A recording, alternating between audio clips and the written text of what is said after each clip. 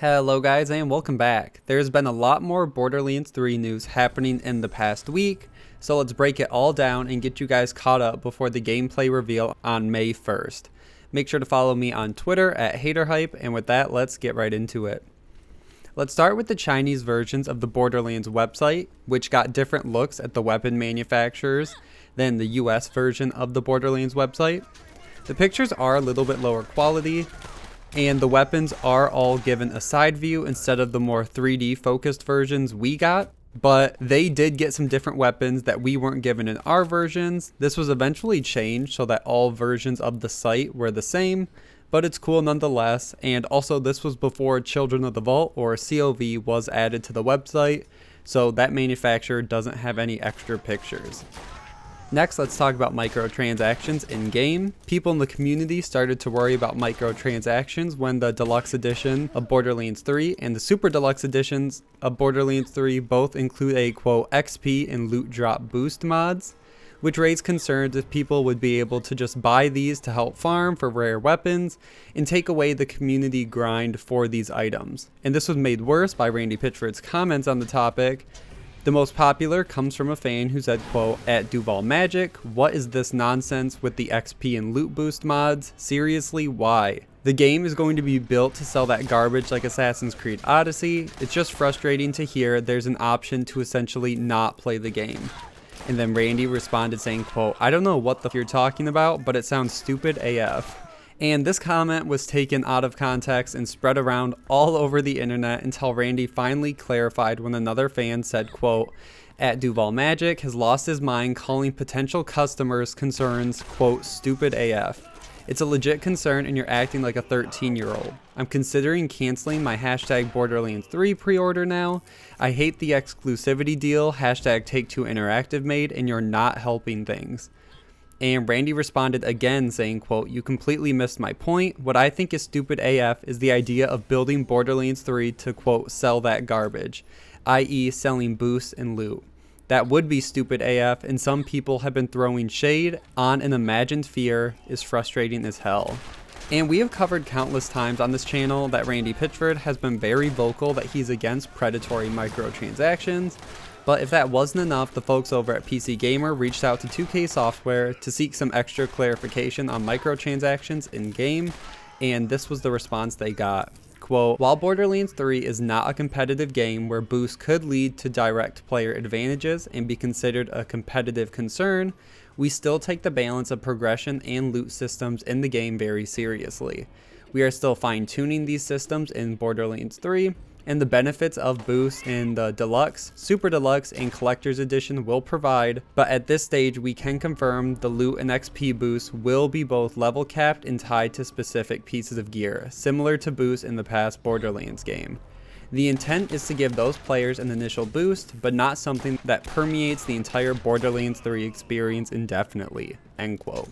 And at this point we just have to wait and see and hope that Gearbox and 2K know their community well enough and how any microtransactions other than cosmetics are viewed in this community. On a lighter note, we got news about the size of the map and areas in Borderlands 3 when a fan said, quote, "At Duval Magic, can you tell us how the map size for Borderlands 3 will compare to the other games in the series?" And Randy Pitchford gave us another response saying, quote, "Locations all vary. Some are bigger than past averages, some are smaller. Overall, the game is a lot bigger than past games." This really isn't anything new to us. We know Gearbox wants this to be their biggest game yet. Supmato found a new Borderlands 3 trailer that is being circulated only as a YouTube ad. I still don't believe anyone has screen captured the full gameplay of the trailer, but a screenshot was captured, and that shows the new mini-map for Borderlands 3, the new 3D one that they've been mentioning for all the verticality, along with the new HUD. So it's a fresh take on the previous game's HUD. We can see Amara has kill skills active. The ammo, the grenades, and the action skill are all on the right, with the health and shield on the left. But we don't have too much time before the gameplay reveal, and we can actually get a full extended high quality look. Speaking of the gameplay reveal, some more details were given on the worldwide gameplay reveal on May 1st, so let's break it down. From the official Borderlands website, it says, quote, "Following a 30-minute pre-show, the first Borderlands 3 gameplay will be streamed here at borderlands.com and on the Borderlands Twitch channel starting at 10 a.m. PDT, 1 p.m. EDT, 6 p.m. BST on May 1st, 1 a.m. GMT plus 8, and 3 a.m. AEST on May 2nd. Quote, many interesting Borderlands 3 theories, some of them with decent accuracy ratings, have been floated following frame-by-frame dissections of gameplay trailers over the past couple of weeks. A number of you have even set about cracking some hidden codes, but you haven't found them all yet. We'll just drop this image here as a hint. Maybe give it another look. Despite some incredible internet sleuthing, countless questions raised by you, the amazing Borderlands community, remain unanswered. When will we learn more about the 4 new Vault Hunters? Who exactly are the Calypso twins? Who's the young girl bumping fists with Maya? And how the heck do guns grow legs? We're excited to answer at least some of these questions and a lot more during the Borderlands 3 worldwide gameplay reveal event on May 1st. The event will feature the first ever showing of Borderlands 3 gameplay, as well as commentary from Gearbox development team on everything from the 4 new Vault Hunters and their respective skills to interplanetary travel and sweet loot. Shortly after the Gearbox presentation, you'll be able to watch literally hundreds of your favorite streamers playing and sharing their first impressions of Borderlands 3 for the first time. Whether you're a longtime Borderlands fan or a newcomer to the franchise, this first look at what's coming September 13th is a must-see. I'll definitely be tuning in, and I can't wait to have all that gameplay to break down for you guys. Next, we have to talk about Gearbox releasing the cover with all the secrets and everything that's been found so far. The hunt for secrets started when the official Borderlands Twitter posted saying, quote, tune in on May 1st for the hashtag Borderlands 3 gameplay reveal event and witness hands-on gameplay for the first time ever. While you wait, you might want to take a closer look at this art. And below that tweet, they posted a higher resolution of the image and said, quote, look closely, there's more than meets the eye.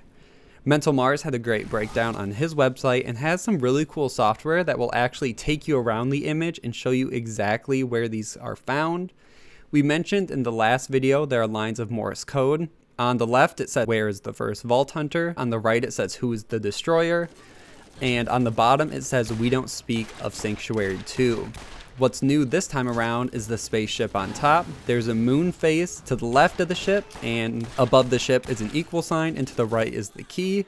Basically, people have just been saying moon equals key, but it can mean a multitude of different things. I don't really have anything worth mentioning currently, but maybe that's a whole nother video. Next, on the black outline of the Borderlands 3 logo, Mental Mars noticed text saying NEKROTOFEYO. And when he plugged that into Google Translate, it actually notices that it's Greek and translates to I am mortal. On the other side of the black line of the logo, there's a string of numbers and a cipher was found, which is T equals 10. And when applied to the code, it says, quote, find the machine. There's a lot of cool stuff there, and you guys can definitely be part of the discussion to help break it down and what it all means. And it wouldn't be Borderlands 3 if we didn't have another epic store story to cover. So it starts with some back and forth between Randy Pitchford and the fan talking about the Epic Store. I'm going to skip most of the conversation, but you guys can check out the entire thread linked below. But basically, a fan says Steam is the best platform in terms of features and should have been used for Borderlands 3 instead of the Epic Store. And Randy responded in a long thread, so buckle in. He starts by saying, quote, so this point is about comparing relative features, right? That currently Steam has features that Epic Store does not. I think it's a fair point, and I'll be happy to look at that point with you over a few following tweets. Please don't respond until I say done, okay? First, please understand that although I may have thoughts and opinions about the topic, the authority here is truly in the hands of our publishing partner, 2K Games. So while I may have some influence, I cannot force anything, and this ship has sailed, so to speak. Currently, Steam has a bunch of features that the Epic Store does not. That's fact. We could probably rank the priority of those features from top to bottom, and while we may disagree a little on the ranking, there's probably an optimal priority to go after features. Also, some of the features that Steam has may be features that are not part of Epic's vision, and while some features Steam never contemplated may be part of Steam's vision. The vision for how a store should interact with a customer and a developer and a publisher is all part of the equation. Epic has published a near-term roadmap. The roadmap includes a look into things they are committing to. If I were a betting man, I would expect that there are more things that happen than what they are committing to.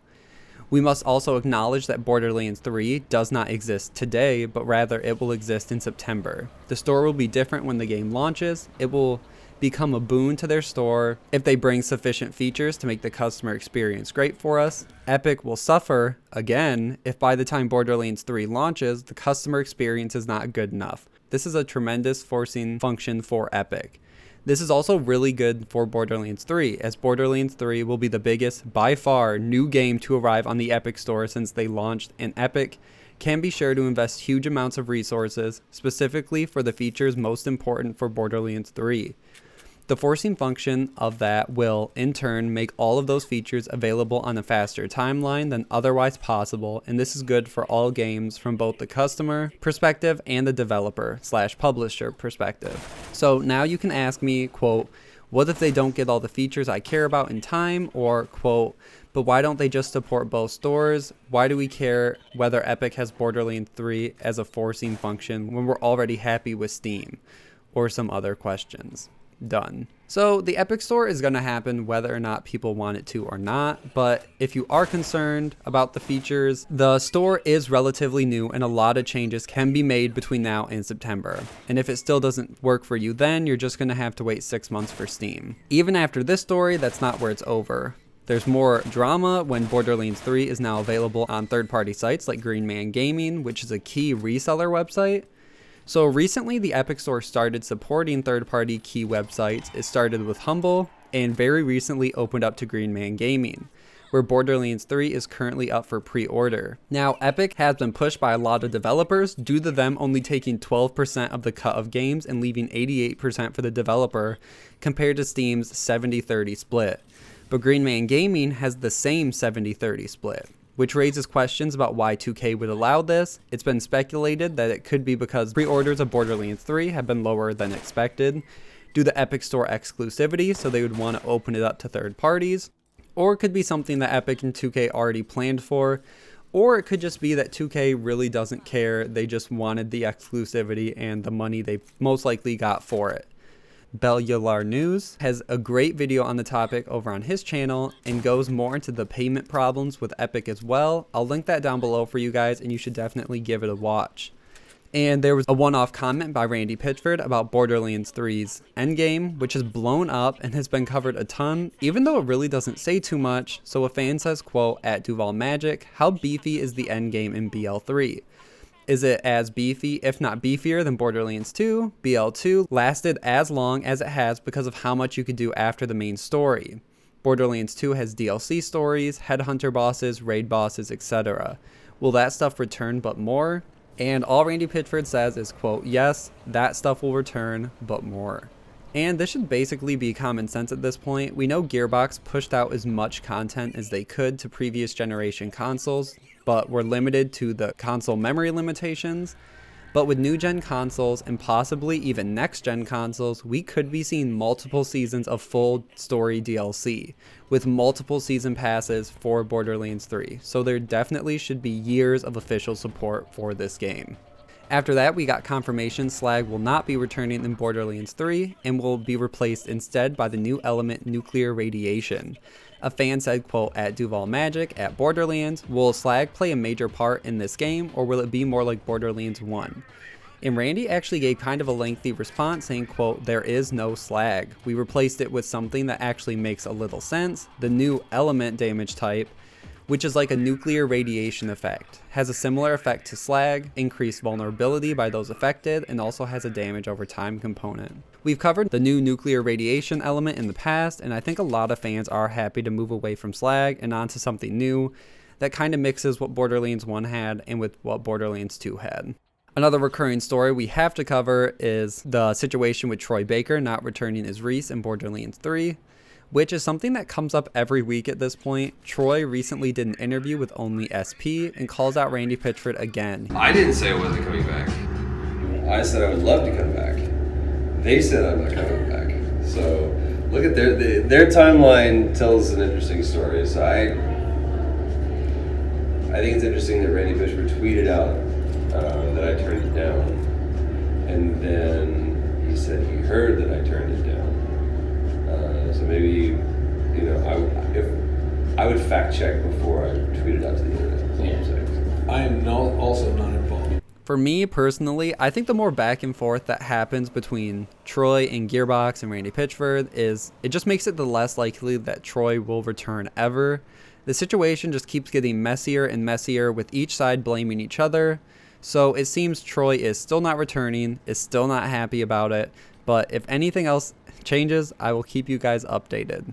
Another story is we got a strange hint from Gearbox Studio Quebec in a tweet which says, quote, "What's cooking? Hashtag Borderlands 3. And 2 pictures were matched with this, with what looks like an interview, but in the background we see what might be a model for Borderlands 3 in the background, and in the top left corner we can see one of the cameras is on the model itself. So it could be a level that they designed. It's what looks like a church type building with cover and boxes all patched up around the building itself. So maybe they're recording this behind the scenes on how they designed it, what they went through, and what this level is. Because maybe Gearbox is working on another documentary like they did with the pre-sequel. There's a whole lot of things it could be, but just really interesting, especially that they say hashtag Borderlands 3 in the tweet itself. And the last story we're going to cover is we got a tease from Angel herself, Brittany Johnson, on Twitter. She posted a picture. It's of one of her eyes and above with the caption, quote, "redacted." We know she still has a very close professional relationship with Gearbox Software. She was there for the presentation at PAX East and recorded all new video for the Borderlands 1 remaster. So if all of her work was done on that remaster, what is she doing now and what can't she talk about? Speculation has started that Angel may make an appearance in Borderlands 3 somehow. She could be part of the Borderlands DLC we've been hearing about, but time will only tell. And that's where I'm going to end this video. Thank you guys so much for watching. Like and share, subscribe for all things Borderlands, and I will see you guys in the next one.